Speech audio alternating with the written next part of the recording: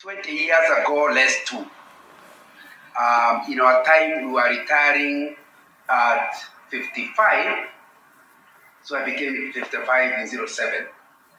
For the last over 20 years, I have been doing what he is telling you will do. And I want to agree with him on a lot of the issues he has raised. But I want to open it up. After all those years, I've opened up. When I worked for Shell for around 30 years, and when we retired, some organization like his was asked to prepare us for retirement. And they normally talked about finances. Just like today, we have spent a lot of time on money, isn't it? But even if you are prepared financially, if you are not prepared in other ways, you will endure retirement, not enjoy. The two words are very close, isn't it? Endure or enjoy. Many people with a lot of money enjoy. Let me just begin at that level. Not too long ago, I was asked, like you have been asked today, to talk to the Institute of Certified Public Secretaries, and they'd asked members who are 50 years and above to come to be prepared for retirement years. And so when I ended up at my 70s, when I went there, I found there are many people in their 80s. So I felt pretty intimidated in terms of, people call me old, but now I'm a young boy in the presence of the people I was talking to. And so I told them, I'll talk to you still, since I'm the one told, but I'd like to give you more time for those 80-year-olds, because they have about 30 years of experience to talk. And there's something I had said, which I will repeat today, and they supported it. One of the languages you must hear, retirement, it's not very useful to be cash rich. You should not be cash property rich. You should be liquid. Liquidity is the language of retirement. Many people are billionaires, but wait until they end up in our hospital and they are in ICU and their medical cover is cleared within 2 weeks. Am I right? Some things take 2 weeks. Am I right? After that, the hospital says you have to pay cash. The guy is a billionaire and he has no cash. So he calls the Harambe. But then he hears the Harambe of the billionaire. Do you think the cousins will give anything? No. And the guy will die because the hospital will throw him out. So you need to understand the language. Remember, I came to give you lessons, isn't it? One lesson I've learned is that the language of retirement is liquidity, cash. So do not plan, like he's telling you, on long-term investments that cannot be available. Like he told you about stocks. Stocks are still good to have in retirement, but very useless for the purpose. Because he has told you that Buffett said that stocks are for people who have patience, isn't it? But death has no patience. So you need to understand that if you are full of, you own 1 billion shares in old age, you require liquidity. So you must find a way of repackaging your assets so that they are nearer liquid and cash. Of course, that doesn't mean you should not have property, but you need to understand the implications. So back to my friends who are in their 80s. So when question time came, they said, I want to repeat what the facilitator said.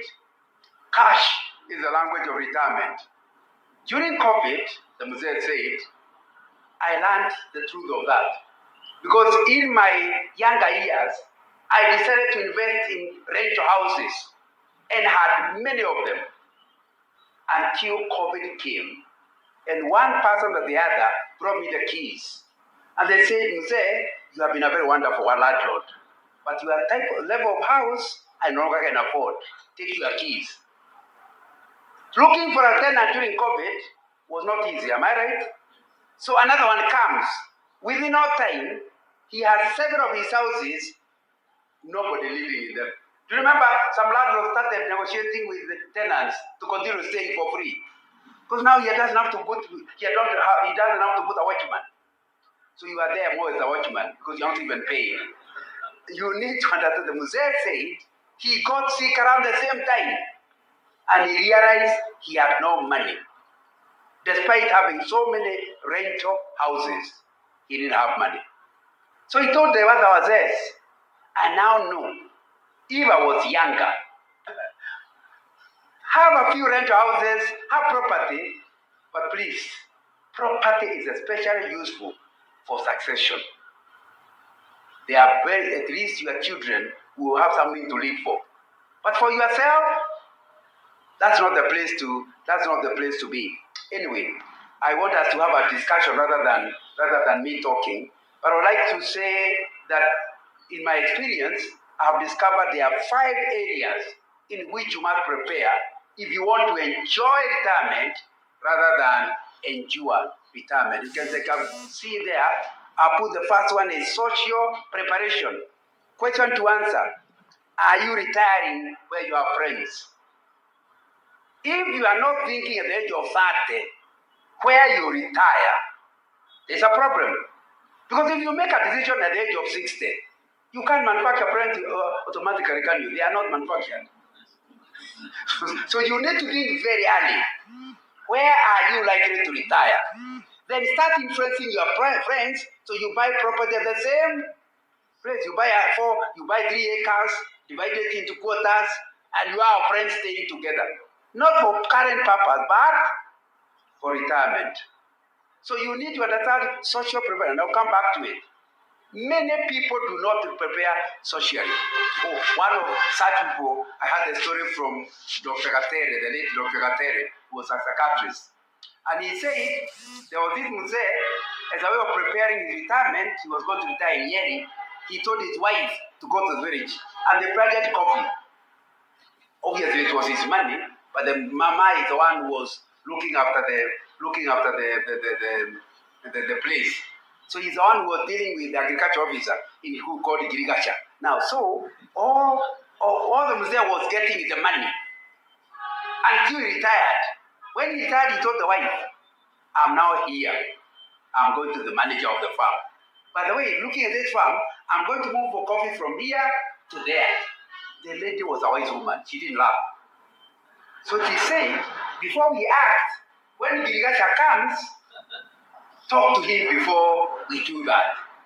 One day, Girigacha came. There was a man passing, and he asked, the first thing he asked, I'm still on the social preparation. He asked, may I talk to the owner of the home? He said, I'm the owner. No, I don't mean you, the real owner. What do you think the Mzee is going through? He's already in shock. You mean the Mzee? People started imagining I'm not alive. He said, I am the real owner. The one you are talking to is my wife. Okay, may I talk to your wife? So the wife came. As soon as the wife came, she said, my darling, this is the Girigacha I was telling you about. Tell him what you told me. He repeated, and the Girigacha passed into laughter. And the wife pretended not to laugh. You need to understand, he was a big managing director here in Nairobi. But he knows very little or nothing about coffee. But he imagined, as a manager so senior, what's farming? I can manage it. But what he is saying is literally crude. Now, to convince him not to go into it, he thinks that there must be some collusion between this Girigacha and the wife. The next thing he did was, he went to the shopping center and was with Wazee. And they are talking very heatedly. Then he started telling them, I am so and so. Oh, you are? Thank you. They go back to their discussion. Then he tells them to all have one round. You see, that's what he told us men do. Yeah. Then they say thank you. Then they go to their discussion. They don't even know him. Then he said, do you know I was the CEO of bra bra bra bra? Oh, he said, what is that? Remember the idea, I've never even heard of the company. Oh, thank you. They go back to their discussion. And he realized the best thing is keep at home. Within no time, he got into depression. Within 3 years, he was dead. I'm not communicating. It's not lack of money. We spend too much time preparing people financially. You have the money until you die. Because you did not prepare yourself socially. So it's something that you need to spend quite a bit of time asking yourself. Let me say a few things, and I don't think I have enough time to. I was given about 1 hour, but I can see since you're supposed to leave at 1, I have to find a way of reducing it. But maybe at another time we can cover the other issues. So let me concentrate out of the 5 issues. Let me just concentrate on a few instead of trying to run through everything. Is that acceptable? Yeah. I'm still on preparing socially. Number 1, know and accept yourself. Do not let others define you. If you haven't learned by the time you retire who you are, others will be busy defining you. And as they define you, you might not become what they are telling you. And when you don't become, it is not them frustrated, it's you being frustrated. The first thing to prepare socially for retirement is to know yourself. When you know yourself, and you know how much money you have in your retirement, you will not try to be like somebody else, like you have been driving a Mercedes. You do your figures financially, and you realize you cannot finance a Mercedes. Financially, you have seen what happens. Socially, since you are defined by people, what will they think of me? And when you say they, you don't even know who they are. So you continue driving a Mercedes, it's sinking all your pension, but it's not a financial problem. It's a social problem. So that's why you must define yourself. Because when you define yourself, you are very easy. You don't drive. You tell yourself in advance. Like because Shell used to buy cars for me, they finance them. I thought the last loan I take must be a car that can last.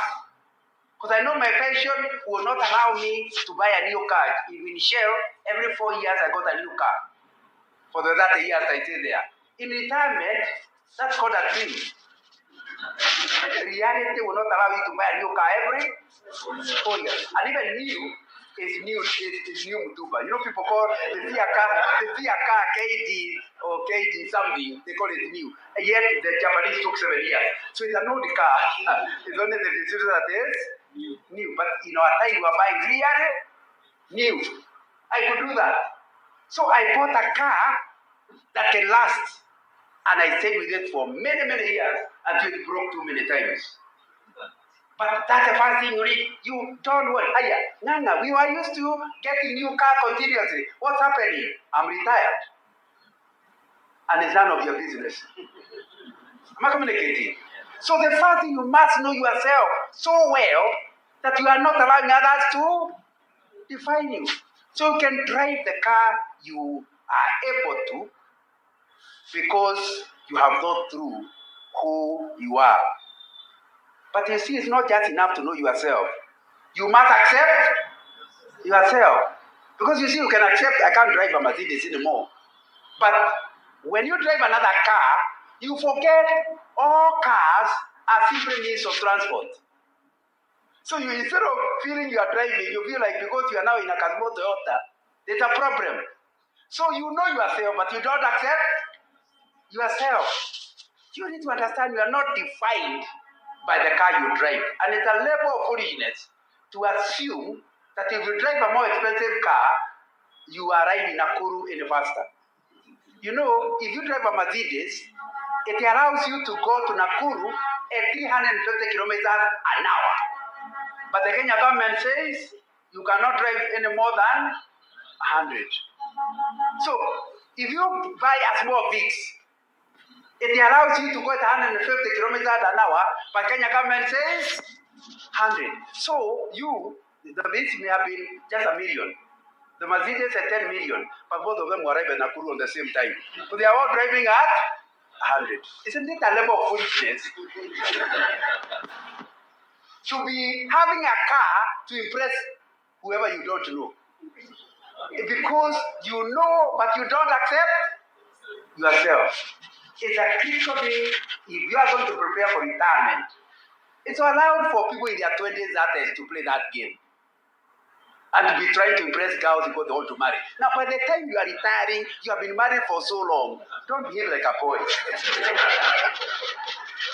It's important to understand and accept yourself. Then you enjoy your retirement. It doesn't, because what they say doesn't bother you. You have accepted yourself. And it will be very, very important. That's one thing that helps me. You know, I used to do in Shell a regional job where I was covering 10 countries. So I accumulated what you call honor miles in Kenya Airways. So I used to have the gold card. So whenever I went to an airport, I was received in the special place for members. You know, as soon as I left that, the next time I flew, I had been dropped to silver. But at least I still could enter. The next time they actually stopped, it was very embarrassing. They stopped me at the door. Your card. The machine says, you know, that other place is welcome for you. Where everybody is. I'm not communicating. So you need to understand clearly that those things will happen. Prepare for them. When you don't prepare for them, you are going to use a lot of money to support something that's not worth stopping, that's supporting. Number 2, please identify at a very early young age what your life purpose is. A life purpose is something you live all your life fulfilling. And your life purpose cannot be fulfilled by your career. Because I sometimes tell you are old and chase you away, isn't it? What is your life purpose must be done all your life. That's called a life purpose. If you know it, it means that even during retirement, you only change what you do, but the purpose remains the same. For example, maybe your life purpose is to help children. When you are working, you can run a school. But even after retirement, there are things you can do to help children. Are we together? It's only you may not be paid, but you still enjoy your life because you are still fulfilling your life's purpose. One exercise I like giving people at very, very young age is to kind of plan their 80th birthday speech. You know, I'm not yet 80, but I assume at 80th birthday, most people will not be talking about what I will do, they'll talk about what I've already done. Can you write about 6 speeches in order to analyze what your life purpose is? Write 6 speeches that you write confidentially, hide them. On your 80th birthday, you give people to read. If you agree with this, read it. The first speech is by your spouse. What do you hear her saying? She says, today is my darling's 80th birthday. And I just want to tell you the impact he has made on my life since we married 55 years ago. What do you hear her saying? What kind of impact? Because that's your life's calling. You got her from her mother's place. You are now responsible. So by the age of 80, you must tell me what impact you have made on her. And you don't decide that at 80. You decided at 25. So that you have a whole 60 years or 50 years to achieve it, isn't it? So think highly. Oh, could you hear your darling says, I just want to show you what my darling has meant. He is not trained in medicine, but he's my doctor. Now start now. If it's going to be said then, remember your wife then will be a great grandmother. She can't talk nonsense. So if it's not something you are doing now, please don't hope to do it later. Are we together? You have all 50 years to do it. And more than 50 because I've been married. I got married at 79, so I've been married for 6 years. So 50 is rather short. It will be a little longer. So if you write that speech, it helps you to realize you have to live with your spouse beyond retirement, isn't it? And you prepare the way what you hear her doing. When you do that, she will enjoy your company, or he will enjoy your company, such that after you leave the company and you go to him or her, he'll be happy to have your company. But some of you, totally have a wife as a childbearing machine. All you are interested in the children, not the wife. Then you become 50 and you have nowhere to go. You stay with her. She will run away from you. Have you heard of these women? They look for an excuse to go to child A for 3 months. Then another child is born in Australia, another 3 months. Then she comes and checks whether you are still alive. Then she goes. She is looking for any and every reason to escape you. And I know it's a reality because 1982, we had, after the coup attempt, we were at a curfew. Those of you who are still alive, we had a curfew. And I still remember being in a lift. And the lift had 3 ladies. I was the only person. They did not know I understood Kikuyu. So they were talking among them. They were saying, curfew, when will this curfew end? The other one asked why. And my husband, he arrives home by 5:30 is there. I don't know what to do with him. And by the time we sleep, I'm tired out. When will curfew end? I said, hiya. The other one said, I did not tell you. Even me, I'm tired out. They must finish curfew. Me, I almost let the count out that I understand what they are saying. I had imagined wives are very happy that now their husbands are no longer in Karomaido. Kumbe, they were actually suffering. Your absence is their joy. Now, you understand the trouble is, when you retire, you'll be usipende. So, I hope you can understand then why my opening statement. That even if you are prepared financially, if you have not prepared yourself, you will not be able to enjoy company with that wife.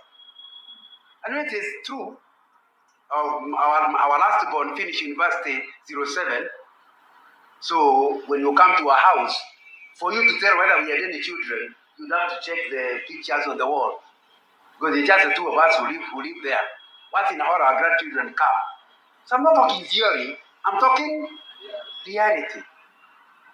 And I was telling somebody that we still sleep after 11 towards midnight. So I'm like, what do you talk about? I have no idea, but we talk and talk and talk. I mean, just the 2 of us.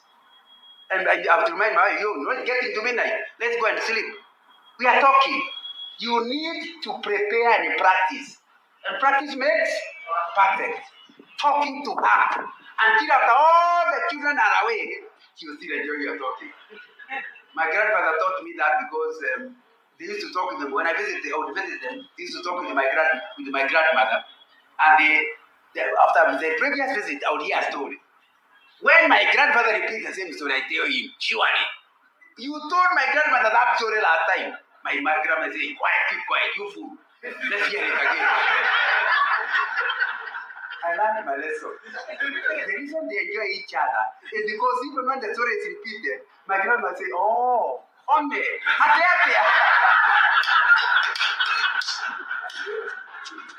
So basically, they enjoyed and they lived to, my grandfather at least was maybe 110 because he got circumcised 1900. That means he was an adult around 20 by 1900. And we are talking these things in 1980s. So I know he was well over 100. I'm not sure exactly how many years. I'm getting the secret. And you can't do it when you retire. It has to be done when? Now. So write that speech I'm talking about is your plan. How will you treat her so that she can read what you are writing when you are eaten? Speech number 2 is a speech to be read by one of your children. Remember, you are a great grandfather. Your children are grandfathers. Write it down. Oh, today is the birthday of my father. I want to tell you the difference his life has made in my life. And he starts. Write it down, just a page of what impact you hope to make on your children. And by the way, because mine left home, I can tell you my impact now is that I don't have a lot of opportunity to make impact. So there is a sell-by date for impact.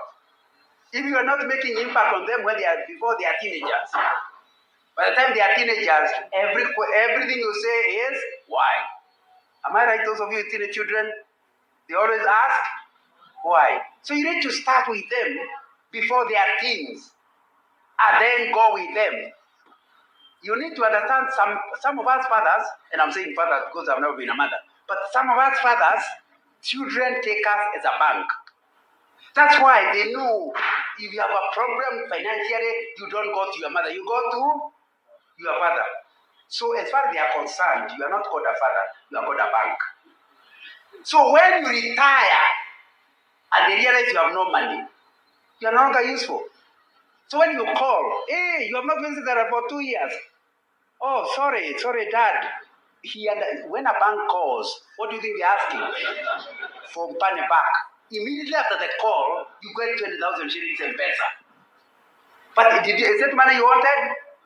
It is him. Am I communicating? Because your relationship with your children is financial.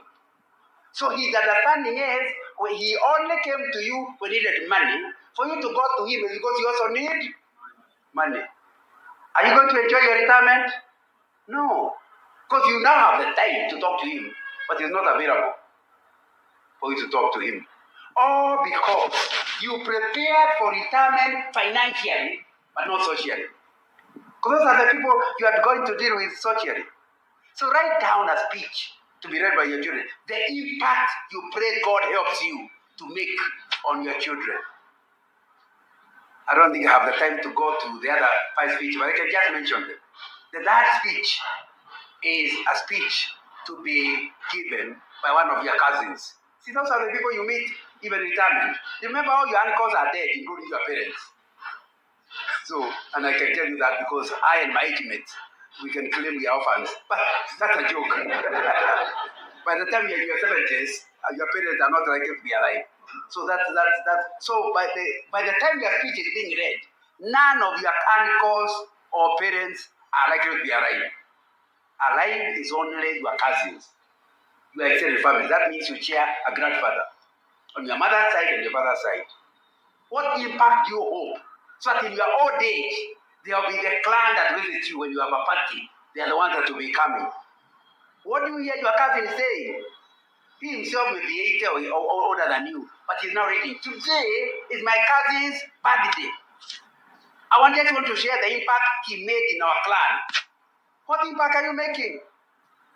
How do you expect all of a sudden you've been a stranger all the years, the age of 60, you call them and they keep coming? If they could not come earlier when you had money, now they know you don't even have money, they are unlikely to come. But when you have created a friendship among them, they will come among your cousins. That is speech number 3. Speech number 4 is a speech to be shared with by your professional colleagues. If you are an engineer, to be another engineer.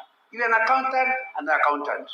These are people who say, I am very so proud to talk in the birthday of my friend. We left university, we did engineering together in the university. I just want to tell you the kind of impact our colleague made among us professionally. What do you hear him saying? Write it down. That's speech number 4. Because those are the people you'll be dealing with. Am I right? Yeah, you work with them for many years. The next speech is a speech to be written by a community, in your community, whether it's a village one or Nairobi one. People who are your neighbors, and they have been your neighbors for a long time. I call them a community colleague. And the final speech is a speech by a pastor, a religious leader. Some of you never see the church except when you are driving past. But when you are older, it will be a very important area to be in, isn't it? What do you hear a religious leader saying? Will you be saying, when the Muse was younger, this is what he did for the work of God? Whether you are talking about a mosque or a church in secondary, what is it you are doing? That's what we call social preparation. And it will be important for you to find out, are you doing it or not? And all that, when you summarize it, you are going to be talking about your life's purpose. That's what you live for. And you live for it even after retirement. And that's important.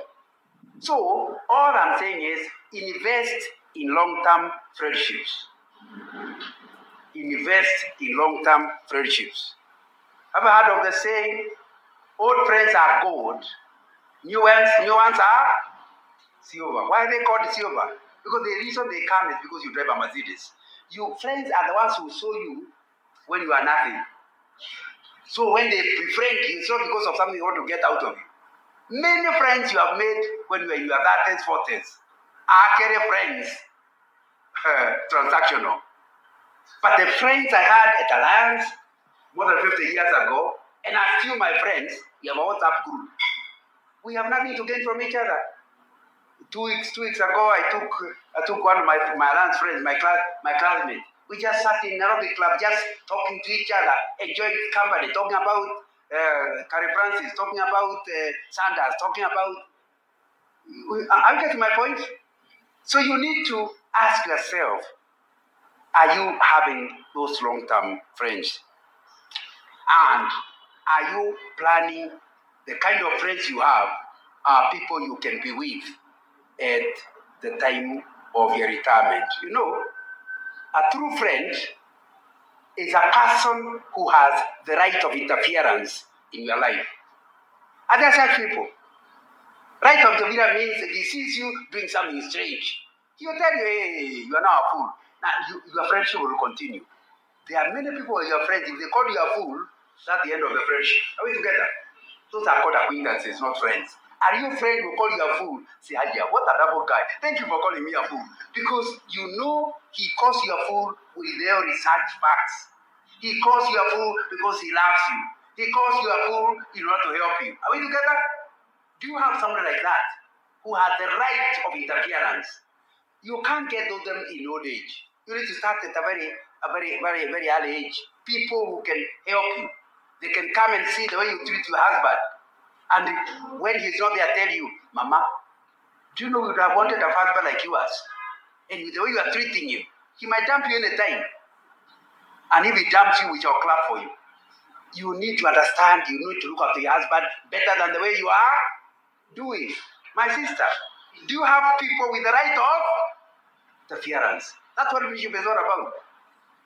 And those are the kind of people that will be with you long term because you have given them the right of interference. Of course, we are not talking about proud show-offs, but somebody who seeks to encourage you because he accepts you as you are. Not somebody who always meets you and says, surely, are these the kind of somersaults to buy? Would you want him to visit you again?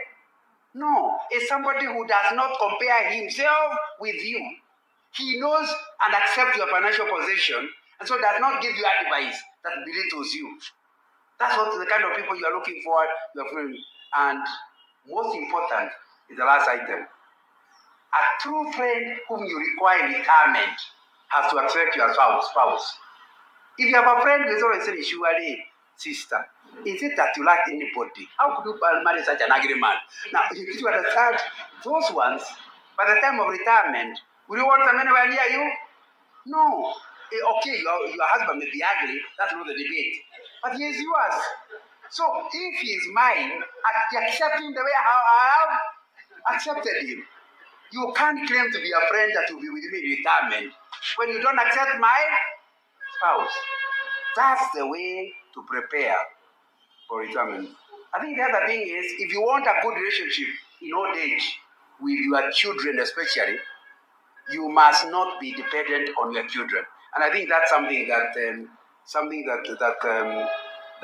to be fair, that was mentioned by the previous person. Let me just read for you Job 30, verse 1 and 2. But now they mock me, men younger than I, whose fathers I would have disdained, but to put with my sheepdogs. Of what use was the strength of their hands to me, since their vigor had gone from them? I mean, I'm asking you, are you dependent on your sons? Are you dependent on your friends? If you're talking about retirement, don't plan to continue depending on them. I told you my first point is accept yourself the way you are. When we relate, we are not relating me as a banker to you. We are relating simply as friends. I may be rich, you may be poor. That does not affect retirement. We both can enjoy time together. But you have to practice early. Who are those people who are richer than you, but don't look down on you? Those are the people you need to retain. But one of the worst things is to invest in children. It's a very bad return on investment. If you invest, please put it. You are told in various places. Children are not one of them.